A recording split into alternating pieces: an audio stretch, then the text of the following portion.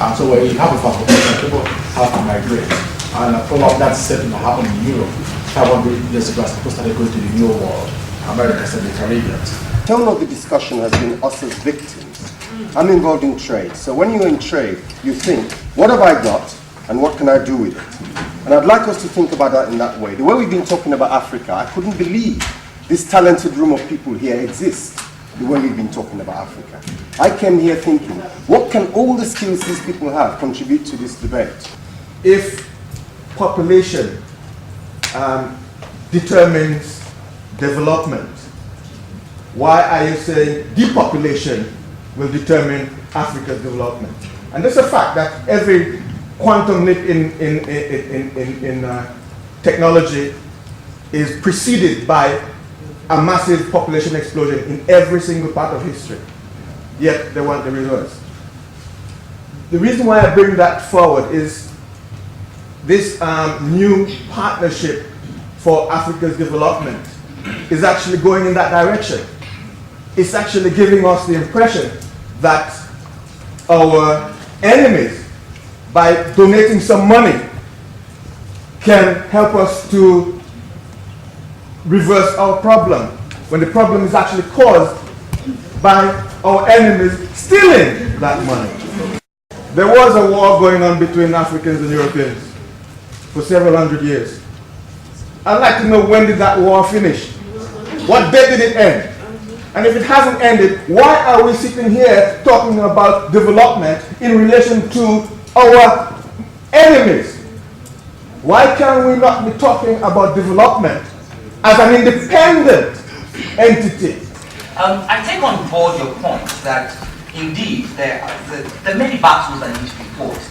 There are many neoliberal policies that have a terrible effect on the continent. But I totally and emphatically disagree with you on a general statement such as calling Europeans our enemies. We Africans have fought for a long time against being stereotyped based on our race or our heritage. And in this case, I think that in Europe, you will find individuals who want to support our development, who are partners with us.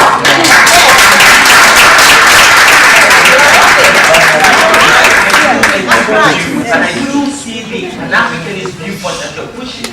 Nonetheless, I think it's important that when we now identify key issues that need to be addressed, then we should address them. I simply want to go back on to what one of the panelists said. I mean, he did say that the youth are looked upon as victims in Africa. Now, I cannot agree more with anything that has been said here today. Now, it's surprising that that should be coming from me because I belong to an older generation. Now, I think the problem in Africa is that a qualification for a job is old age. If you are a young person, you don't have the experience enough. And they always go back to experience. Experience is what is the blueprint for what should happen. But then there are younger people with new ideas, and it's time for older people not to step back. I mean, we can all contribute. I want to respond to the suggestions about the youth versus the old. And I could just plead with you, please don't go down this route.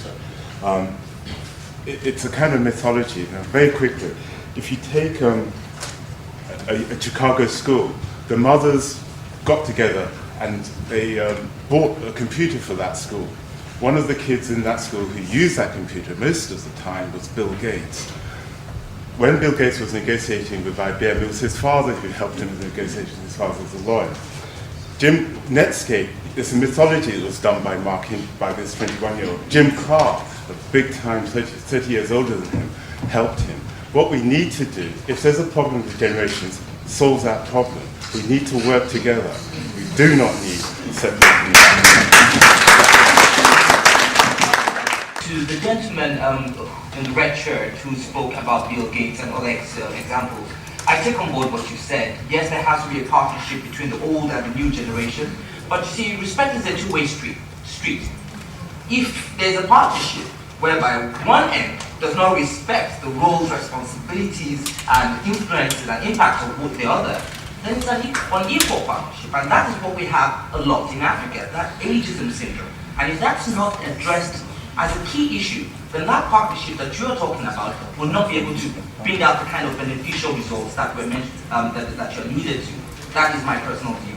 I work as the Deputy General Secretary of the National Reform Party in Ghana, and I'm also involved in development work. And as you see, I'm a young person. I went for the space myself. No old person created the space for me to get into it. I grabbed the space myself. Ageism, I don't know where that phrase came from. It's not common to Africa only. It happens everywhere. And just quickly to deal with the issue on ageism. It was not, when we discussed it in the focus group studies, it was not to do with the fact that the younger people did not want any ideas or opinions or anything like that from older ones. It was more to do with the fact that when you're in a gathering, it's very difficult for younger people to actually voice their opinions, because there's always a certain, I don't know whether I should call a certain kind of tension or whatever, but there just seems to be a certain gap. And the kind of recommendations that came up, which you will find in the report, actually did suggest intergenerational fora. And I just wanted to make an observation about the question of leadership and our young people. And I just really wanted to say that we should probably also be looking, or young people in the diaspora should also be looking to their counterparts in Africa, because there are quite a lot of organizations in Africa that are led by youth. They are much more in contact with the direct practical things that are happening on the ground. They are involved in a lot of different ways on political fronts, on practical levels. They're working under very difficult circumstances, but they are showing leadership capability. And there's a lot that can be gained by actually identifying who these organizations are and forming those linkages with their counterparts, young people in Africa. One, market Africa. Why should you go to Africa and help their parents? What incentive do they have to go back when they know dad, why do you leave? Why do you want me to go there and do an exit? That's number one, marketing. Number two, to the youths in the room and elsewhere beyond, get up your behind and go to Africa. Out there now.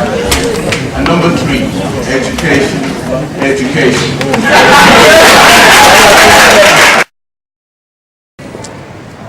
What I have seen is that the youth seem to be well determined to correct certain issues which need correction. They are addressing issues which should be addressed.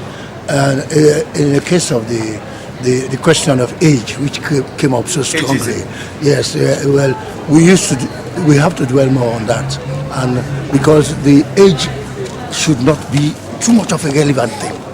You know, should not be too much of a relevant thing. The knowledge should be what they should be talking about, and bridge the gap between the old and the young. But if you keep separating, talking about ageism and separating it again, you will drift apart. What's really amazed me much, the children, the youth, because that has been my concern, the youths are now getting awareness. Without not practicalizing, but the fact that they're talking about it, then they are starting somewhere. That means that awareness is in there now.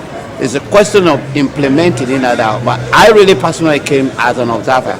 But I work with the Sierra Leone Community Forum, and my desire is whatever little bit I can contribute to the community as well. So I came here to also see what the other people are doing, what they're talking about.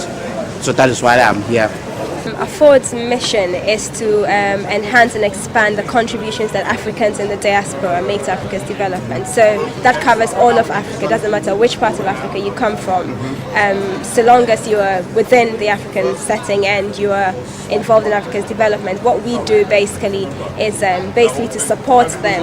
If it's research like what we've just done, which actually comes up with suggestions for Africa diaspora organizations, these are some of the ways in which we actually support them. We also create a forum for bringing together, or a platform for bringing together Africans in the diaspora to network, share ideas, like we've seen here today. Although, let me just say that today's, what you've seen here today is not just because of Afford, it's basically Africa 21, which is 9 organizations all together, and Afford acts as the Secretariat for Africa 21. I think as Africans we have to find a way to connect with each other, to have dialogue, and to look at common interests, and to also see how we can support Africa in its development. We're urging all the workshops